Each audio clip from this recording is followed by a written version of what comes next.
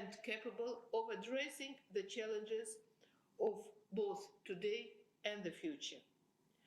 It highlights the importance of strong partnerships with all stakeholders: civil society, the private sector, regional organizations, youth groups, parliaments, and local authorities, and calls for shaping a national, whole of society sustainable peace to pass on to future generations. This week is not just about discussing peace, it's also about creating it. How can we weave peace into the fabric of our daily lives, our policies, and our global systems? How do we ensure that peace is inclusive, resilient, and future-ready in a world of growing interconnectivity and shared challenges? As we embark on this week's discussions, let us remember the peace we build today will define the world of tomorrow. Let this week be a spark for fresh ideas, strong partnerships, and renewed commitment to peace in all its dimensions. I wish you all a very productive and inspirational Geneva Peace Week. Thank you.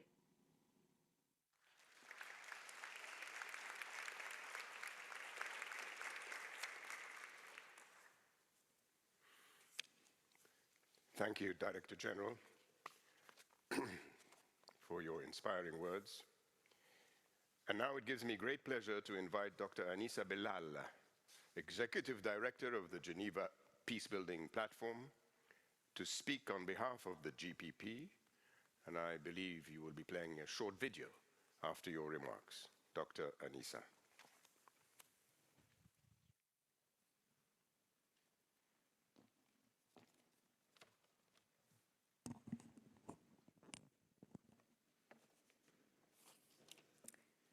Excellencies, ladies and gentlemen, dear colleagues, dear students, what is peace?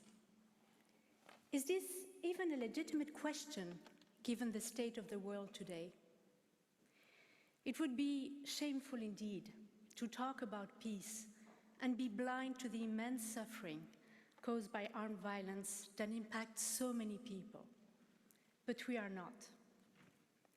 In fact, there is even hope.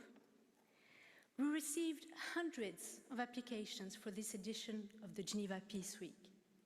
Obviously, there is a will to progress towards the establishment of a more stable and peaceful environment, despite the challenges. And yes, there are many pathways to peace. Of course, peace is about the prevention of human rights violations. It's about respect of international law, development, or security. But peace is also about trade, innovations, and new technologies that can be harnessed for the common good. And because it is profoundly human and has the power to transcend tragic realities, peace is also about art. Throughout this week, we wish you all to hold concrete discussions and build strong collaborations to implement these different dimensions of peace.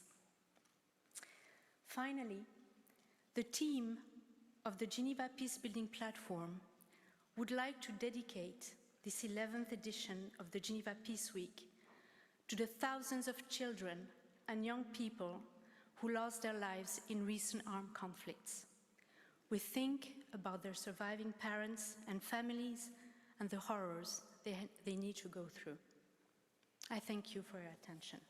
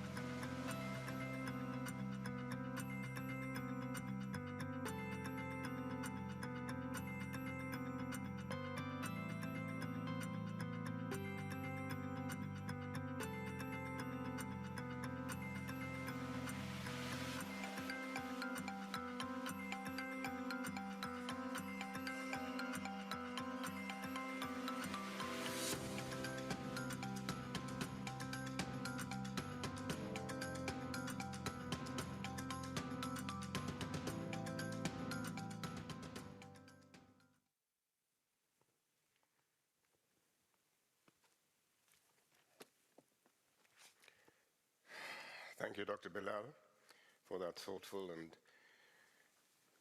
rather emotional ending.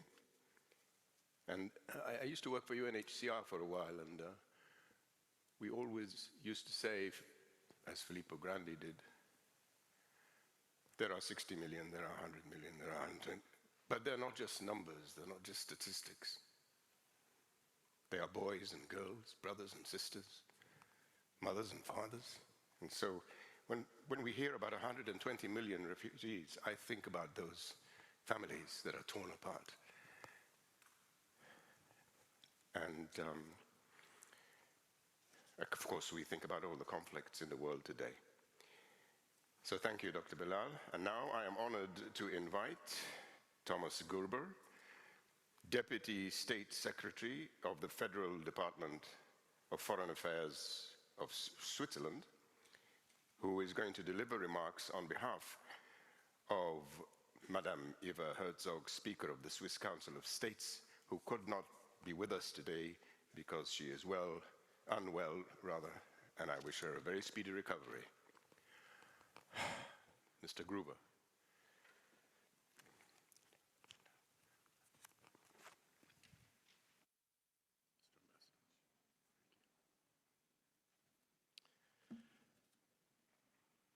Thank you very much, Mr. Fawzi. Excellencies, ladies and gentlemen, dear colleagues, it is indeed a great honor for me to deliver the following speech on behalf and in the name of Mrs. Eva Herzog, the President of the Council of State of Switzerland, and she did indeed get in touch with us at short notice and regretted very much not to be able to be here in person, but she also emphasized that she will certainly be here in spirit. It isn't enough to talk about peace. One must believe in it. And it isn't enough to believe in it. One must work at it. These are the words of Eleanor Roosevelt, a tireless campaigner for peace and human rights, who played an instrumental role at the UN in drafting the Universal Declaration of Human Rights. Eleanor Roosevelt reminded us that peace is not a given, but is achieved through active engagement. It takes commitment, firm belief, and cooperation to create a peaceful world.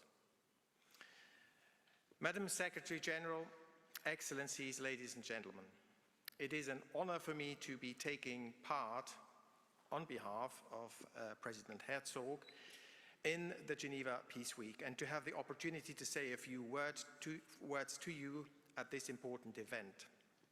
In the spirit of Eleanor Roosevelt, Geneva Peace Week represents a shared desire to work actively towards promoting peace and preventing conflict. It is, of course, no coincidence that the event is taking place in Geneva. The city plays a central role in international peace issues and has a long tradition as a neutral venue for diplomatic negotiations. I would like to express my thanks to everyone involved in organizing and running Geneva Peace Week, as well as to the speakers and participants for their dedication.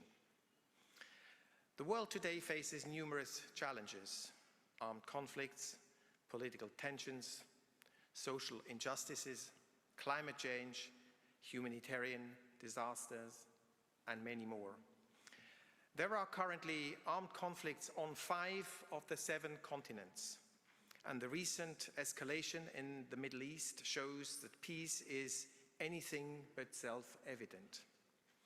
Unfortunately, we often only recognize its value when it is threatened. This is precisely why Geneva Peace Week is so important. It provides a forum for discussion, dialogue, and the development of visions. Peace is not simply the absence of war. It must be actively shaped and lived. This year's program includes a wide range of workshops, panel discussions, and networking events. How can we provide better protection for children in war zones? How can the supply of drinking water be ensured for everyone during wartime? Can virtual reality contribute to more peace? A glance at the program shows that peace is complex indeed. There are no easy solutions or answers when it comes to promoting peace either. But there are countless forms of engagement that take place at different levels. Everyone has a part to play, whether international organizations, national governments, or civil society. Says President Herzog, I grew up in a country that has enjoyed peace for 176 years, something that I have always considered a huge privilege. When I was young, I worked in development cooperation. For 25 years, that experience has shaped my work as a politician and a parliamentarian, leading me to advocate for a Switzerland that is open to the world and that shows solidarity. President Herzog, I am convinced that in the pursuit of peace, we have to think beyond our national borders. In times of crisis, international cooperation and networking between actors is more important than ever. No country and no institution can overcome complex global challenges alone. And parliaments have an important role to play here. They are the home of the people's elected representatives. As the voice of the people, parliaments are responsible for ensuring that the decisions taken are capable of winning majority support. And what could be more capable of winning majority support than peace?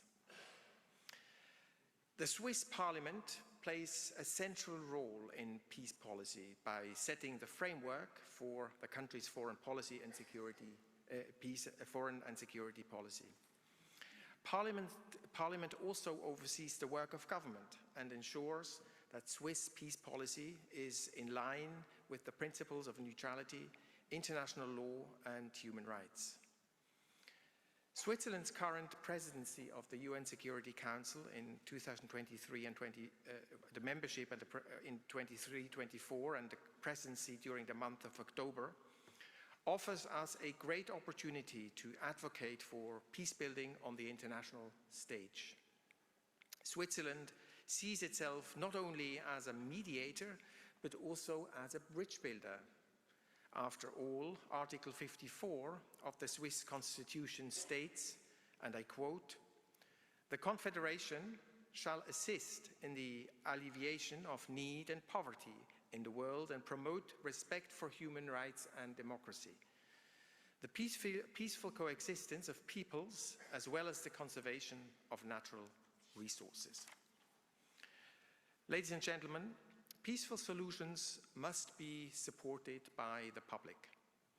Every day, NGOs, local projects, and individuals perform valuable work. Each and every one of us can make a contribution and stand up for a more peaceful world with courage and strength.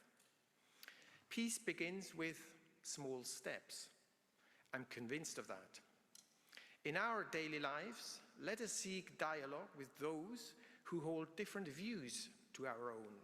Let us develop a culture of tolerance in which minorities are respected and we support the poorest among us. Hatred and violence must not be allowed to take root. It must be in all our interest to live in an inclusive, equal society where wedges are not driven between rich and poor, old and young, or between ethnic groups and gender. Speaking of gender, we know that women are more often affected by violence than men. Nevertheless, or perhaps precisely because of this, they play a crucial role in resolving conflicts. Various studies I refer here, for example, to the studies by UN Women, Women, Peace and Security, or the study of the implementation of United Nations Security Council Resolution 1325.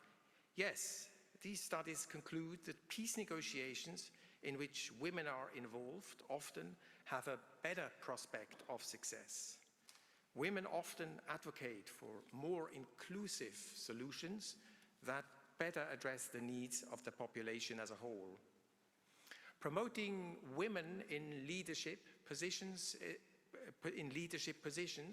is therefore not only a question of gender equality, it is also a way to achieve more successful peace policies. Fortunately, as you can see from the program, various events on this subject are planned in the coming days, and hopefully they will bring us closer to greater female representation in peace political processes. Ladies and gentlemen, a world without war may never exist, but let us not lose strength or courage. Let us remember Eleanor Roosevelt's words. It is not enough to talk about peace, one must believe in it. And it is not enough to believe in it, one must work at it. The peace we all desire will not happen on its own. It will take commitment, be it at the local, national, or international level. We all are called upon to play our part. I would like to thank the organizers of Geneva Peace Week once again for their invaluable efforts, and I'd like to thank also the supporters for their help in making this event happen. Let us work together to find solutions for a more peaceful and more just world. Thank you very much.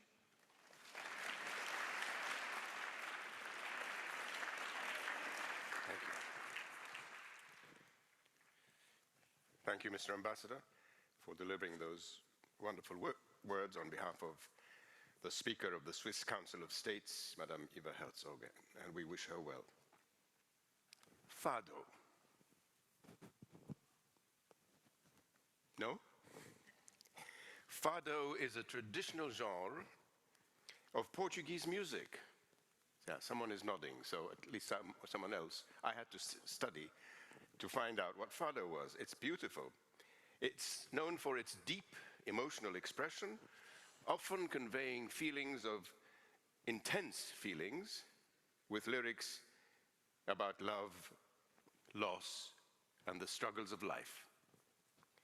Today, we are fortunate enough to have with us the renowned, distinguished, and award-winning Portuguese fado singer and composer, Marco Rodrigues, who will perform a fado song accompanied by the guitarra portuguesa and classical guitar. On the guitar, we are happy to have Frederico Gatto and Pedro Viana. Marco will sing a passionate love song called Acho, see if I can say this right. Acho inúteis as palavras. Words are useless. Nothing is important when I am with you. Ladies and gentlemen, please welcome Marco Rodrigues.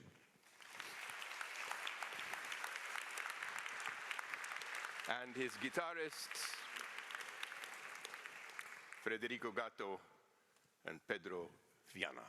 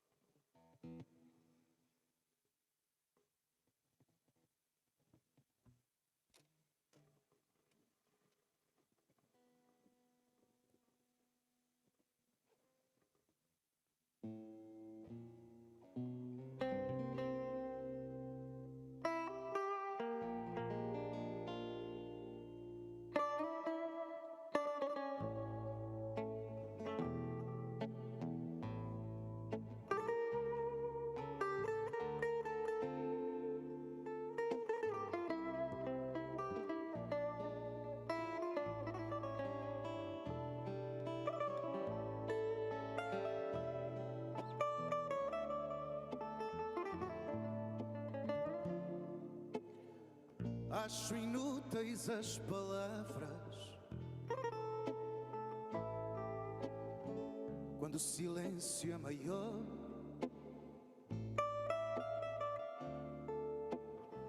Acho inúteis as palavras quando o silêncio é maior. Inúteis são os meus gestos para te falarem de amor.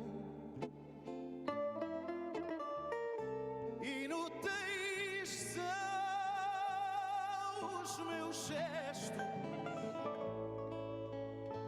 para te falarem de amor.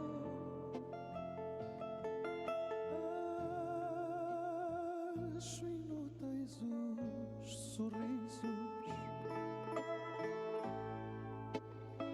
quando a noite nos procura.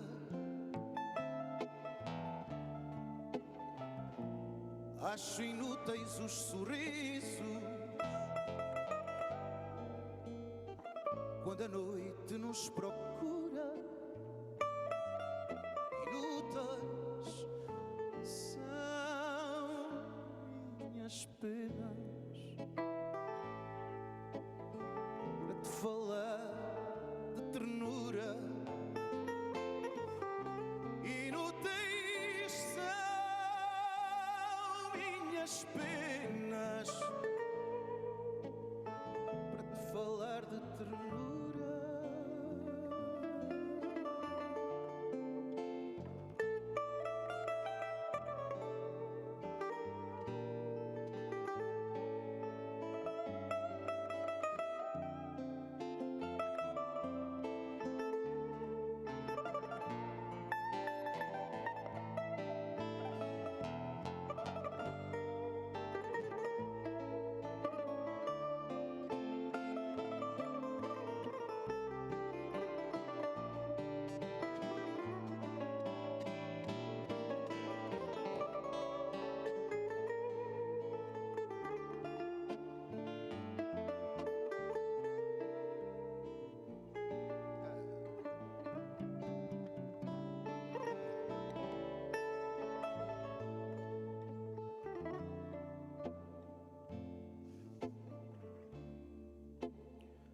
Acho inúteis nossos corpos quando o desejo é certeza.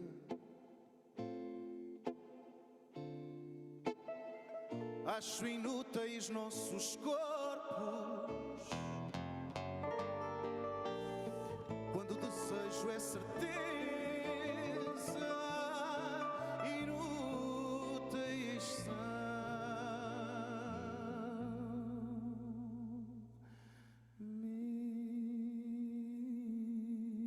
minhas mãos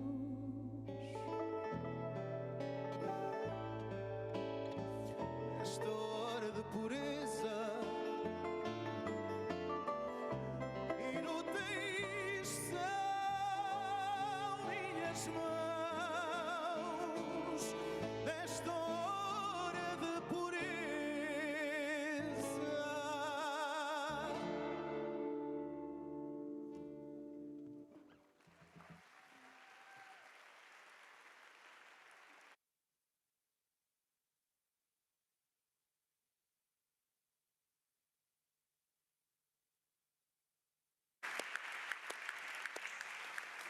Beautiful, beautiful. Oh, intense indeed. Thank you, Marco Rodrigues and Federico and Pedro. By the way, ladies and gentlemen, fado is an integral part of the cultural heritage of Portugal and has been recognized by UNESCO as an intangible cultural heritage of humanity. And now it gives me great pleasure to invite to the lectern the former United Nations High Commissioner for Human Rights, currently President and Chief Executive Officer of the International Peace Institute and member of the group of elders although you don't look that old, my dear friend. Ladies and gentlemen, please welcome Zeid Rad al-Hussein.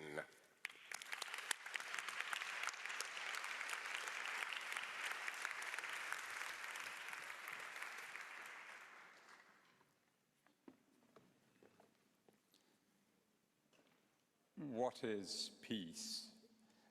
What is peace? Well, this has been asked so often throughout history, alas, because it needs to be answered so often. The question itself becomes almost banal, as Annyssa also suggested. Yet it is the question of the divine, of the prophets, and sacred too. So why pose it to me, to us? Should we not pose it to those who upend it so easily? Should we not pose it to Min Aung Hlaing, Vladimir Putin, Mohammed Hamdan Daglo, Benjamin Netanyahu, and Yahya Sinwar? Is it not likely they will all claim themselves that they themselves are fighting for peace and must use violence for the sake of it? Well, pose it then to the Secretary General of the UN, or to the President of the UN Security Council, or the prosecutor of the ICC, and they will say words both eloquent and true, something in the form of they too are striving for it. So pose it to those surviving the most brutal denials of it, the civilian populations of Gaza and Lebanon, the civilian population of Ukraine, the civilians of Myanmar, the civilians of Sudan, and the millions of others who have recently experienced war or violence, the wrecked survivors of war. Many would say, just end our suffering. Global peace will appear remote to those who are stuck deep in the labyrinth of horror. Indeed, the world seems to be heading elsewhere, toward the savagery of unconfined warfare, where being a civilian offers one no protection at all, or oneself no protection at all. The repetitiveness of war and our inability to finally overcome it and learn anything from it is dispiriting. While we as individuals need partial memory loss as we age to soften our sadnesses, and in this sense, some memory loss is a blessing. For leaders of governments and rebel groups, however, national amnesia or the refusal to internalize history and past mistakes is beyond tragic. It is a damnation for their people and for others.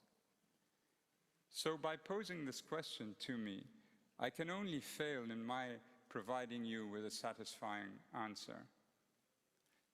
Pose it instead to those who, like the architects of a land for all, people who will instill hope in us. By their sheer cleverness, the Israeli and Palestinian lawyers and activists behind this initiative, even in the middle of all the hatred so pure on both sides, are doing something rather remarkable. They seem to have pinned down not just a visionary, but also a practical equation for achieving a just and lasting peace to the Middle East conflict on the basis of two states. Look them up. They represent peace beautifully, of what peace can be, and to me at least, answer by their very person and example the question of what is peace. I thank you.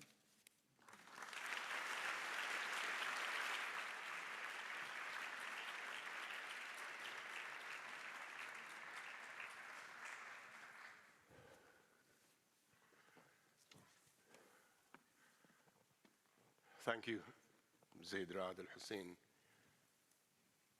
for those thoughtful and wise words. Indeed, we need visionaries to help us achieve peace.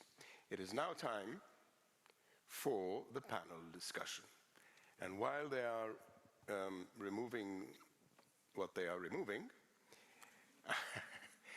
I have great pleasure in inviting Under-Secretary General Rebeca Grynspan, Secretary General of UNCTAD. And for those of you who don't know what it stands for, I didn't when I first joined the UN, UNCTAD, United Nations Conference on Trade and Development. It seems to be a never-ending conference, Secretary General, but doing great work. And it gives me pleasure also to invite Madam Helga Maria Schmid, the former Secretary General of the OSCE, which we all know what it stands for, the Organization Security and Cooperation in Europe. Please join me at the podium. Ladies and gentlemen, Rebeca Grynspan, Helga Maria Schmid.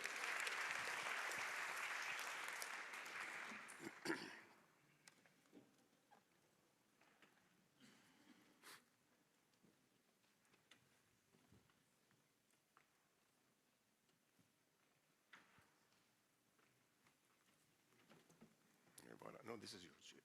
Yes, indeed. Okay. Well, it gives me great pleasure to sit in between such distinguished personalities. You know the format. You've been told, have you both? Very strict time limits here. Conference services are very strict. Before we begin, and in order to set the scene for this discussion, we have a pre-recorded video by Mr. Guy Ryder, who is the Under-Secretary General for Policy and at the Executive Office of the Secretary General of the United Nations. Let me say that again, the Under-Secretary General for Policy at the Executive Office of the Secretary General of the United Nations. Mr. Ryder will share the insights, outcomes, and perspectives of the Summit of the Future. Excellencies, ladies and gentlemen, dear friends, let me start by congratulating the organisers of this 11th edition of Geneva Peace Week. And I regret that I cannot be with you in person this time, and I'm grateful for the opportunity to send a virtual message instead, and so join the list of esteemed speakers gathered in Geneva today. The topic this year, what is peace, could not be better chosen given what we are currently witnessing. But last month, world leaders in New York adopted by consensus the Pact for the Future and its annexes, the Global Digital Compact and the Declaration on Future Generations. And as the Secretary General told the summit, the Pact opens many doors to untapped opportunities. The challenge now is to go through those doors to answer the questions before us. So, what is peace? It is a functioning Security Council capable of fulfilling its obligations. And the Pact contains the most progressive and the most concrete commitment to Council reforms since the 1960s, recognising in particular the need to address the historic underrepresentation of Africa and to look at the question of the veto. Conflicts are multiplying, morphing, and becoming increasingly intractable. And in the Pact, states commit to strengthen prevention and mediation machinery, to review peace operations, to protect civilians in armed conflict, and to refrain from using explosive weapons in populated areas, while enabling safe, rapid, and unimpeded humanitarian access. What is peace? It's managing present and future risks, sometimes of catastrophic proportions. World leaders in the Pact recommit to nuclear disarmament, the first time in more than a decade at a heads of state and government level. And the Pact has engendered important surge of momentum in the disarmament agenda that must be maintained, especially over there in Geneva. States also agreed to strengthen international frameworks that govern outer space, including on preventing an arms race in outer space, and take steps to address lethal autonomous weapon systems and to ensure responsible behaviour in the use of technology and especially the military use of artificial intelligence. But peace is also about building prosperous, just and inclusive societies that provide equal access to justice and based on respect for human rights and the rule of law. Societies in which the opportunity cost of war becomes simply too high. And for the first time, world leaders in the Pact agreed on the need to reform the international financial architecture to ensure that it better represents and serves developing countries. In the Pact, member states make the commitment to review the sovereign debt architecture and to introduce reforms needed so that finance can truly drive the 2030 agenda. And they also committed to bridge the digital divide and to leverage digital technologies to accelerate the achievement of the SDGs. For the first time, the United Nations becomes the locus of a scientific panel and a global dialogue on governance of AI. And peace is also about catering for future generations, so that the policies and the decisions that we take today bestow a prosperous, sustainable, and peaceful world upon those yet to be born. And I think it's important as well to point out that the Pact was agreed in the midst of deep geopolitical divisions, and that makes its reaffirmation of member states' commitment to the Charter even more important than before. Excellencies, dear friends, to conclude, the leap from a document, the Pact and its annexes, to the possibilities that it carries depends on us, depends on its expeditious implementation. Only when the Pact demonstrably improves the functioning of the UN and enables it to fulfill its mandate in ways that really impact people's lives will the organization regain and strengthen the trust of those it was created to serve.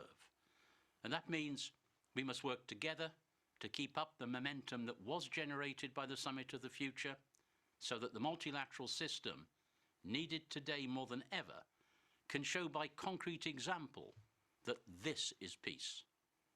So I wish you a productive discussion. I look forward to joining you all in person at the next opportunity. Good luck. Thank you.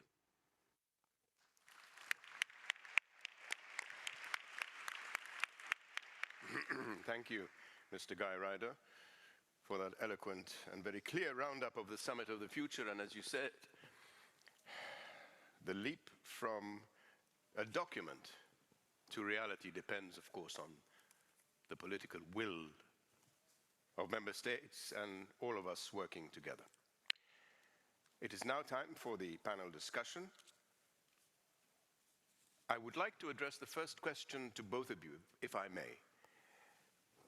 Multilateral cooperation. In the aftermath of the Pact of the Future, and in your experience as leaders of multilateral organizations, what is needed to find solutions to contemporary challenges that impact peace, challenges that impact peace, such as climate change, digital warfare, misinformation?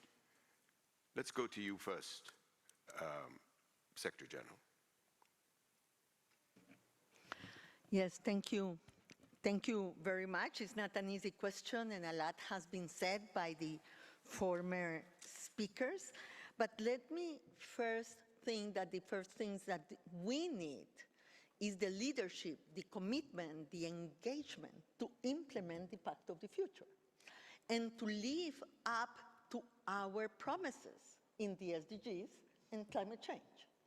So we made commitments in 2015, and we have made commitments in the Pact of the Future. And the first thing we need is the responsible attitude, the real engagement, and the real, I think that Tatiana talked about bold leadership to really implement what we agreed on. If we do that in the Pact of the Future, as Guy Ryder was saying, we have very important elements for peace. First of all, the issue, as Annyssa was saying, of the interconnectedness of the different challenges that we have. Part of it is that today we have been living through not only a poly-crisis, but a cascading crisis, one that, make it more complex and more compounded, the former one. Yeah. It's not that only that they happen at the same time, it's that they make more complex to get out of the crisis mode. And in the Pact of the Future, we have very important elements to really make the international community to act at the scale that is needed in the developing countries that are right now suffering this cascading crisis and are in a framework of low growth, high debt, weak investment, and fragmented trade. So to get out of that framework, we will need really the scale, the engagement of the international community, and there are commitments that are fundamental in the Pact of the Future. My second point is that the Pact calls for the strengthening of the tools to prevent conflict, to go for preventive diplomacy, to strengthen the inclusiveness of the Security Council. This is very important because 2 years ago, we couldn't talk about this. This is the first time that really we agree that the composition of the Security Council have to be changed, that Latin America, Africa, and the Asia Pacific need to be included in the decision-making of the Security Council. And the third point that I want to stress on the Pact of the Future is that it includes the first agreed multilateral support for nuclear disarmament in more than a decade. So it was also a step forward. Now, I am sorry that maybe the press didn't give too much, importance to what was happening in the Pact of the Future. But what happened there was of enormous importance if we really want to build a more peaceful road in a moment where hope and trust are at the lowest I have remembered. Thank you. Thank you very much. Thank you very much, Madam Grynspan. But I mean, you hit the nail on the head. It's willpower that is needed. We've heard a lot of agreements over the years, but it's willpower and the strength of the tools that we use. I won't elaborate any further, but you know what I mean. And now I turn to Helga Maria Schmid, the former Secretary General of the OSCE, security. Security is a complex concept. In fact, in many parts of the world, there are increased calls for military security. In your view, is this the solution for sustainable peace? Thank you. First of all, I'm very honored to be here today for the opening of the Geneva Peace Week. And now going right into your question, I think you're spot on because indeed the conflict landscape is changing and there is again a tendency to equal the quest for peace with the quest for security.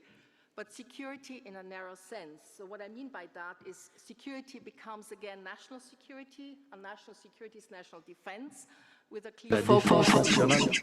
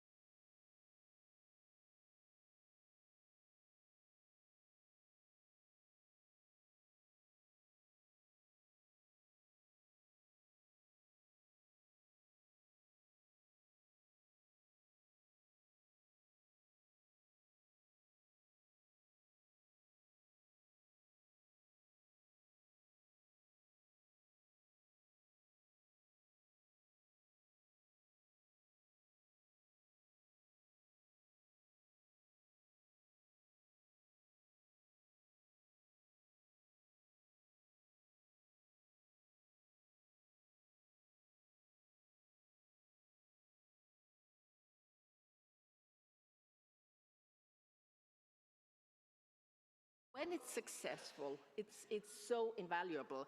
So the case to be made for giving space to dialogue, conflict prevention, conflict resolution is easy on economic grounds, financial grounds, humanitarian grounds, even security grounds. And here also the regional organizations such as the OEC come in. The OEC itself is a product of confrontation.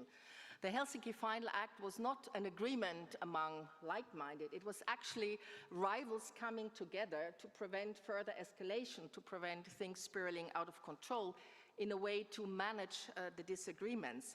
So we need to have platforms where everyone is around the table, also because there are so many new sources of power that are not accountable, that you cannot, in a way, tackle with hardcore security. Take the impact of artificial intelligence, social media, also the new threats to health, to human dignity. And the other point is that peace building actually means to address all segments of society, to bring in everyone, particularly those who have been historically underrepresented. We have just heard that as well. And that's vulnerable groups, minorities, women, and also youth.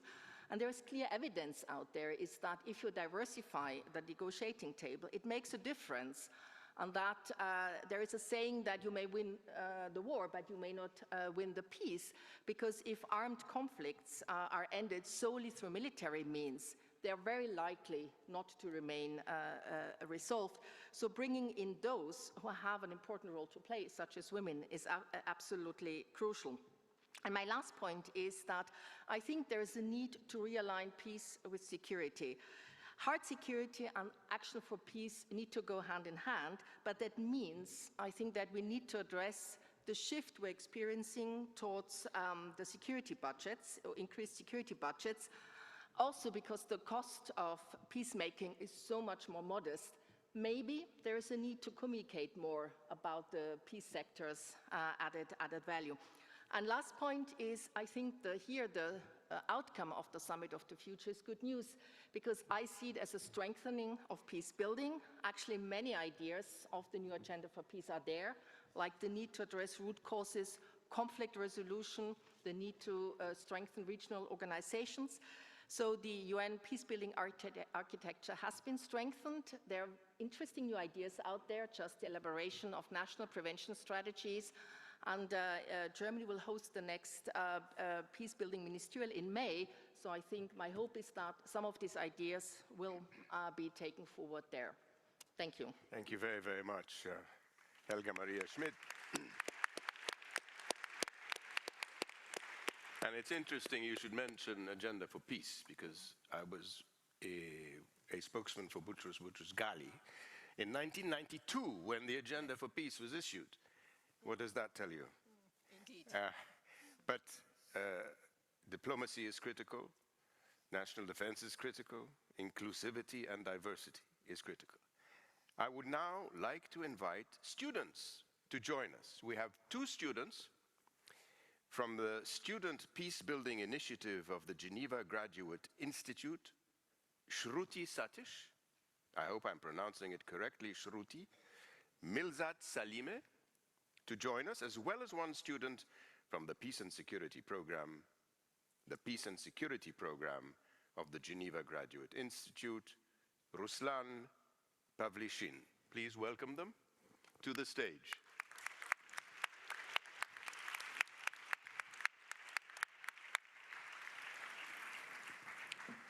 They will deliver a short statement about the future of peace from a youth perspective. What is peace? It is not merely the absence of war. It is the very foundation of a life filled with promise and possibility. My name is Ruslan Pavlishin. I'm a student at the Graduate Institute and co-founder of a non-profit supporting Ukraine's war relief efforts. As a young Ukrainian, I understand peace as the freedom to live without fear and in human dignity. For millions like I around the globe, peace is not just an ideal. It is a fundamental human right, the right to a future free from violence. But peace is not passive. It is a driving force that compels us to raise our voices, to demand justice, and to take control of our destinies. Today's youth hold immense potential to shape the peace of tomorrow, yet so many face barriers that stifle that potential. In conflict zones, young people carry the heaviest weight of trauma, but with the right resources and opportunities, they can rise as resilient peace builders of tomorrow. And in peaceful nations, we face a different challenge: youth disengagement from politics. But when young people are engaged, they bring unwavering commitment, they bring hope, and they bring willpower. Peace is not something we inherit. It is something we must work for generation after generation. And together, working across generations, we will overcome these challenges. If we work together, we will build a world where peace is not just a distant dream, but a living, breathing force that transforms lives and builds a better future for all. Thank you.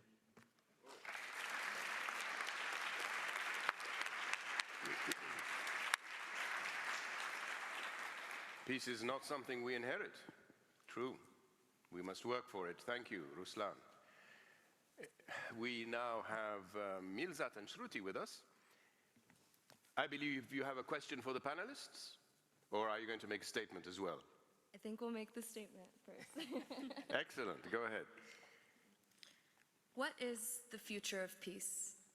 What if we told you that the future of global peace doesn't just rest in the hands of politicians or diplomats, but also in the hands of young people, just like us? Our vision of peace is not a far-off dream, but it's practical, it's achievable, and it's already begun. My name is Shruti Satish, and as a young president of the Peacebuilding Initiative, I have witnessed firsthand the powerful contributions that youth can make to this field. I'm Milza Salim, and as the vice president of the initiative, I stand here to remind us all that if we believe younger generations are the future leaders of our society, ensuring their active engagement in peace building today is crucial. Our vision of peace is simple, yet powerful. It is a world where we can rest easy at night, knowing that our sisters and brothers worldwide are safe with their families, healthy, fed, and thriving in their daily lives. For each of these basic aspects of our lives, there are dozens of interconnected challenges. The world is crying out for changes, requiring us to be more critical when addressing these challenges. And this is precisely why the Peacebuilding Initiative exists, to break down these barriers and ensure that youth are not just included, but are also at the forefront as leaders in order to shape this future of global peace. And as leaders of the Peacebuilding Initiative, our mission is to create bridges between generations, between youth and seasoned professionals, so that peacebuilding efforts are as dynamic and diverse as the world that we seek to heal. But the hardest part of leadership is getting out of our comfort zones and putting ourselves in the shoes of others. We are convinced that young peace builders worldwide embrace this challenge, and we hope every stakeholder across generations in and out of this room will embrace it too. We still have a chance at making peace efforts more impactful and long-lasting. And the Peacebuilding Initiative wants to stress here that sustainable peace cannot come to fruition without justice to the wronged. Justice must be incorporated as a new pillar of peace building if we are ever to find our way to true global peace. So as we begin this week of dialogue, exchange, and collaboration, we invite you to join us in thinking boldly, listening openly, and embracing the potential of youth-led peace building. The challenges we face today are daunting but not insurmountable. Together, across generations and disciplines, we have the power to craft innovative solutions and to build a future where peace is not just the absence of conflict, but also the presence of justice, equity, and human rights for all. On behalf of the Peacebuilding Initiative and the creative and kind peace builders that are the foundation of this student initiative, we are proud to stand here today not as representatives of the youth, but as co-creators of a more peaceful world. This is the future we believe in. This is the future we are building together. Thank you.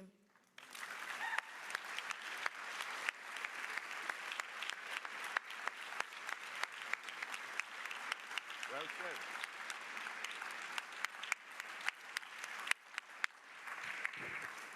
Very well said. Thank you so much. And I think you hit the nails on the heads, too, with your statement. And you summed up the essence of this Geneva Peace Week. You do have a question, I believe, for the panelists, for both panelists? Yes, one for question, both okay. panelists. One question for both of you. And it is, the theme of our conference here today. It is, what is peace? But we would like you to answer it not as leaders of international organizations or in a professional context, but as individuals. And we would also like you to try and answer it in just one sentence. Thank you for saying that. Be a long sentence.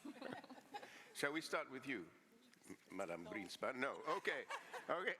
You have to think about it. All right, well, I guess that leaves you. So I will start.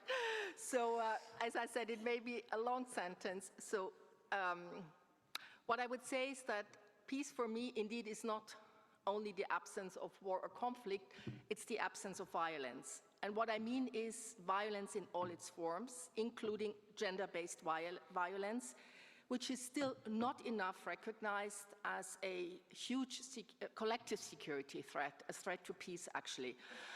And how to build it is to promote tolerance, equality, and justice, as we have heard, but also fight impunity and promote accountability. And last point in this sentence is the free flow of information, because the regressing media freedom situation in so many countries in the world, I think, is a huge challenge to peace. Absolutely. Thank you very much, Helga Maria Schmid. Free flow of information and combating fake news. Yeah, yeah. It's part of that. Exactly. Rebeca Grynspan, the floor is yours. Well, first they ask us to make it from a personal experience, yes?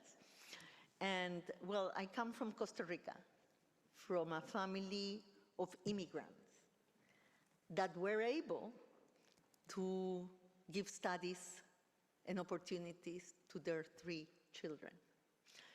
And coming from Costa Rica, when I think about peace, I think about that. I think about a country that allows my family to live with dignity, to be respected in their difference, in their diversity. And my generation and Costa Rica's generation, we have never been involved in any armed conflict.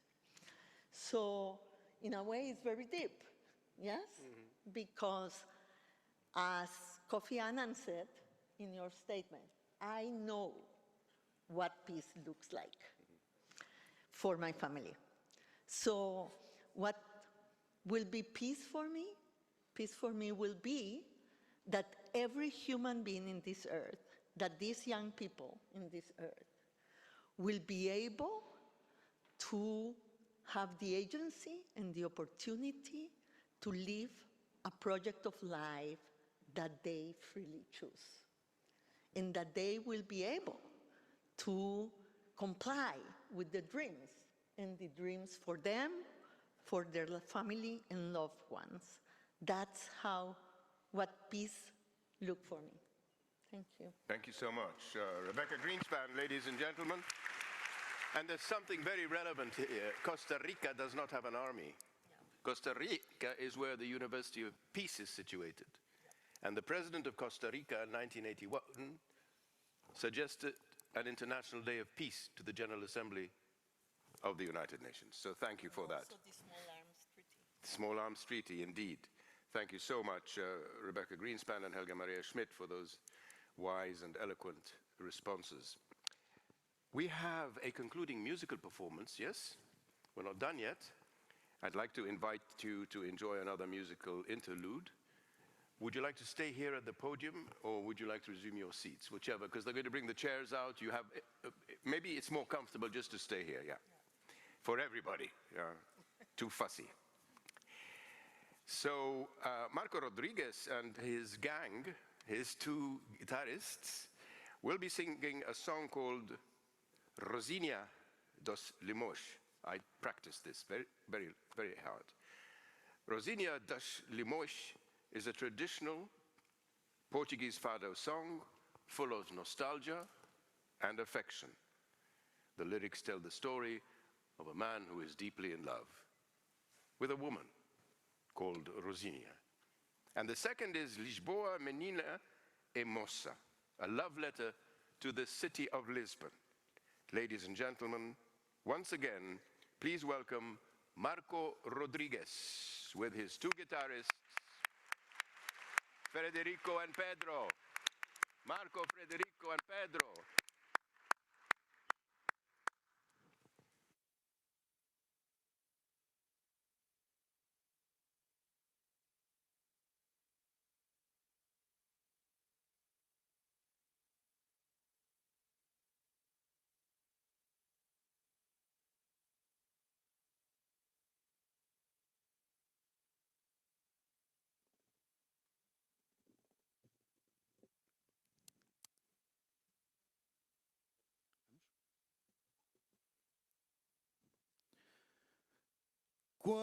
Quando ela passa, franzina cheia de graça, há sempre ar de chalaça no seu olhar, feiticeiro.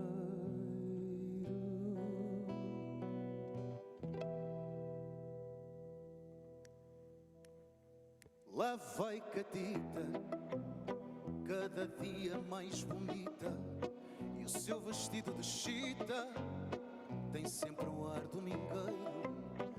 Passa ligeira, alegre e namoradeira, e a sorrir para a rua inteira vai semeando ilusões. Quando ela passa, vai vender limões à praça e até lhe chamam por graça Rosinha dos Limões. Quando ela passa junto da minha janela, meus olhos vão atrás dela até ver da rua o fim. Com ar gaiato ela caminha apressada, rindo por tudo e por nada, e às vezes sorri para mim. Quando ela passa apregoando os limões, eu a sós com os meus botões no vão da minha janela. Fico pensando que qualquer dia por graça vou comprar limões à praça e depois caso com ela.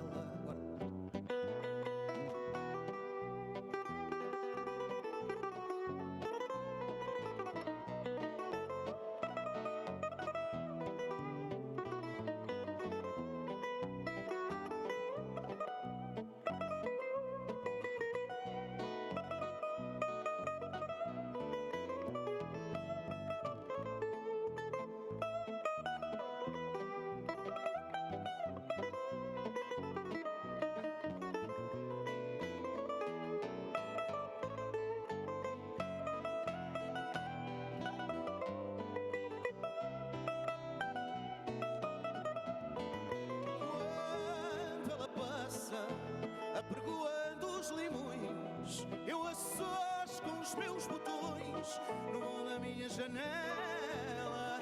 Fico pensando que qualquer dia por graça vou comprar limões.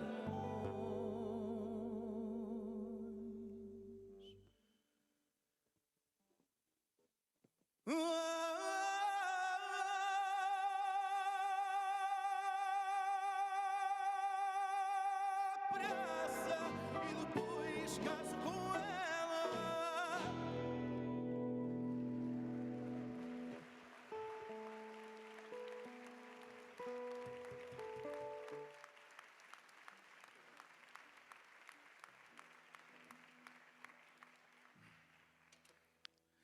Hello. Hello. Hola, buenas noches. Olá, boa noite. Boa tarde. Boa tarde. It's an honor stay here. This is an emblematic hall, and in this fado, this song is a traditional song, Portuguese, and in the Portuguese guitar, Pedro Viana.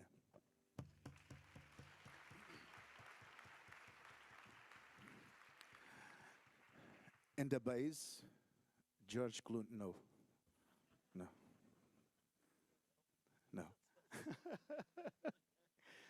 Frederico Gato in the bass.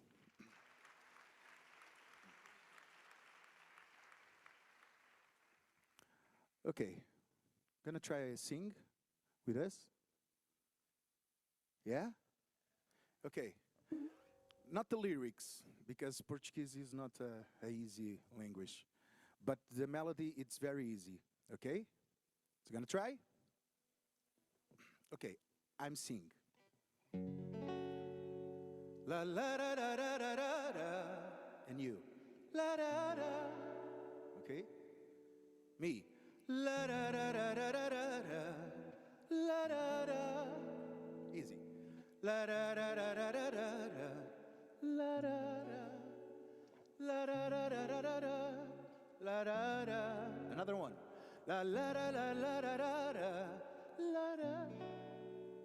La da da da da da da. La da da da da da da. La la da da da da da. Wow. But now with the lyrics, okay?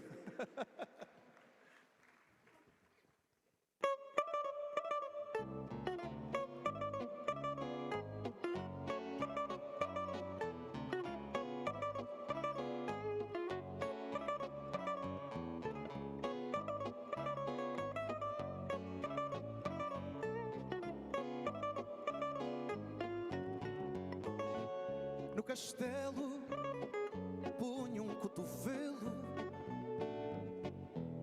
em Alfama descanso olhar, e assim desfaço no velo de azul e mar. À ribeira eu encosto a cabeça, almofada na cama do Tejo, com lençóis bordados à pressa, na cambreia de um beijo. Ok, now. Lisboa, menina e moça, menina, tão pura, da luz que os meus olhos veem, tão pura. Farina, teus seios são as colinas, farina, ternura, pregão que me traz à porta. Uau. Bordada, cidade a ponto luz, estendida, toalha à beira-mar. Amada, Lisboa, menina e moça, cidade mulher da minha vida. No terreiro eu passo por ti, mas da graça eu vejo-te nua, quando um pombo te olha sorrir. És mulher da rua, e no bairro mais alto de um sonho ponho o fado que soube inventar, aguardente de vida e medronho que me faz cantar. Menina, Lisboa, menina e moça, tão pura, da luz que os meus olhos veem. Farina, teus seios são as colinas, ternura, pregão que me traz à porta. Bordada, cidade a ponto luz, estendida, toalha à beira-mar. Amada, Lisboa, menina e moça, cidade, mulher de mim. One more? Yeah? Lisboa, menina e moça, menina, tão pura, da luz que os meus olhos veem. Varina, teus seios são as colinas. Ternura, pregão que me traz à porta. Ternura, bordada, cidade a ponto luz. Estendida, toalha à beira-mar. Amada, Lisboa, menina e moça, cidade, mulher da minha vida.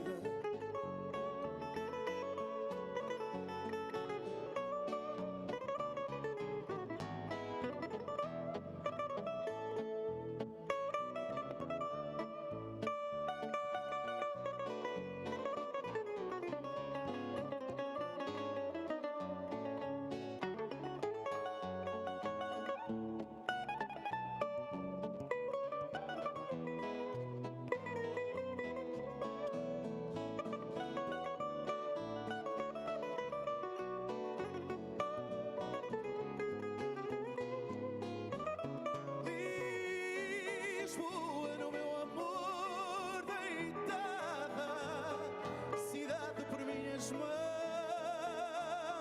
despida. Lisboa, menina e moça, amada, cidade, mulher da nossa vida.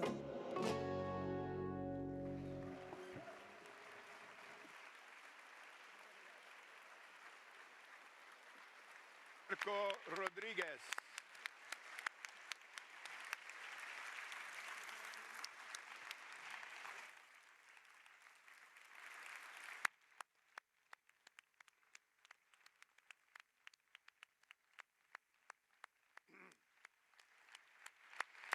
Marco Rodrigues, thank you so much for those beautiful songs.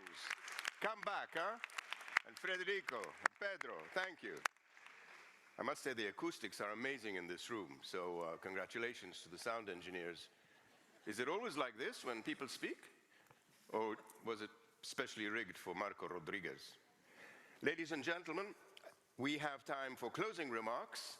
I would now like to invite His Excellency Ambassador Thomas Greminger, President of the Geneva Peacebuilding Platform Foundation, to offer closing reflections, sir, and to officially open the 11th edition of the Geneva Peace Week. The floor is yours, sir.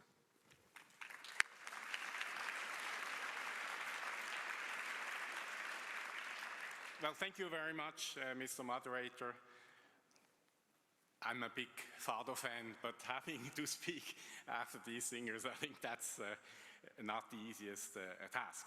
But on behalf of the Geneva Peacebuilding Platform Foundation, it is indeed my honor to formally open the 2024 Geneva Peace Week.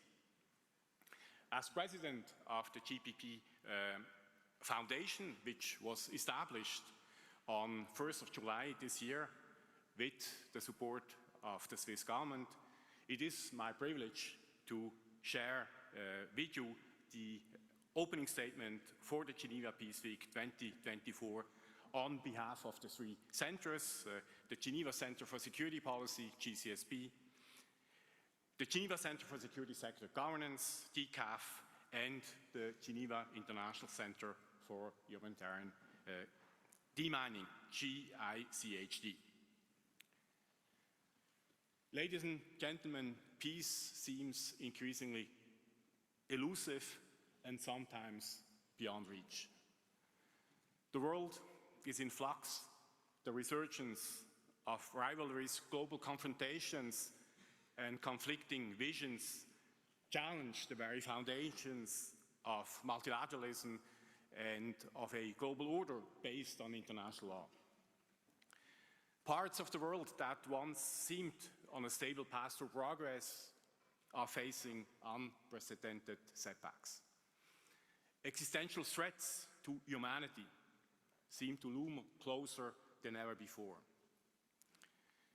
Meanwhile, from Yemen and Ukraine to Sudan and the Middle East, as Prince Zeid has just alluded to, it is again the civilian populations and the most vulnerable who bear the highest cost. All of us who work to create a safer and a more peaceful world face our fair share of challenges and uncertainty. And we witness daily the toll it takes on those we serve. The picture is bleak. The sense of being at a tipping point is growing. Turning to cynicism is really tempting. And the risk of losing sight of our ambitious goals is real. Yet, there are reasons to hope. Even in the face of adversity, we all see peace builders, activists, communities, and institutions, whether far away or close to home, rising to the occasion. Inspiring and resilient leaders and doers, especially from groups that were long silenced. The youth, women, immigrants, minorities, are driving change on the ground every day. They remind us that the stakes are high, and those with the resources, the privileges, the power, or the opportunity to make a difference, for example, in global peacemaking hubs like Geneva, must pull our weight. There are reasons to hope, here as well, as we witness more interest and involvement in initiatives like the Geneva Peace Week, as Annyssa Bellal just underlined. At every edition of the Geneva Peace Week, we strive to include everyone around the table. It is a moment to amplify underrepresented voices, to empower partners, to share their experiences, and to support participation at all levels of governance and policy making. As international gender champions, it is an opportunity to reassert our commitment to dismantle gender barriers. The recent agreement on the Pact for the Future gives reason for hope. The Pact provides us with a roadmap and with a shared vision that we are all responsible for upholding. We, GSSP, DCAF, GICHD centers gathered under the common roof of the aptly named Maison de la Paix, the House of Peace, board members of the Geneva Peacebuilding Platform, and long-standing supporters of the Geneva Peace Week, we pledge to rally behind the Pact's ambitions together and intensify our efforts to do our part. We work to reduce human suffering and the harm that indiscriminate weapons cause to innocent civilians every day, to advance the oversight and accountability of security sector actors around the world, to provide training to the leaders of today and tomorrow, to spread knowledge and to spearhead conversations on peace and security. Indeed, we commit to stand behind the Pact's ambitions and together strengthen our efforts to do our part. We recognize with humility, but with a heightened sense of responsibility, the importance of our respective mandates. We acknowledge the significance of the present moment and the corresponding necessity to reflect critically on how we work, adapt if necessary, and to always seek to do better. We realize also the need to continuously strive towards better cooperation and building synergies at all levels for the benefit of the causes we embrace and the people we serve. The week ahead of us will provide everyone determined to make a positive difference, an opportunity to do so. This year's Geneva Peace Week, the 11th one, encompasses over 70 peace panels, workshops, exhibitions, and events. Make your week count, your voice heard, your actions will speak for itself. and contribute to a better future. As Desmond Tutu famously said, if we all do a little bit of good where we are, it is those little bits of good that will overwhelm the world. This is the purpose, the spirit, and the very essence of the Geneva Peace Week. This is our collective commitment. I formally declare Geneva Peace Week 2024 open. Let us go to work. Thank you.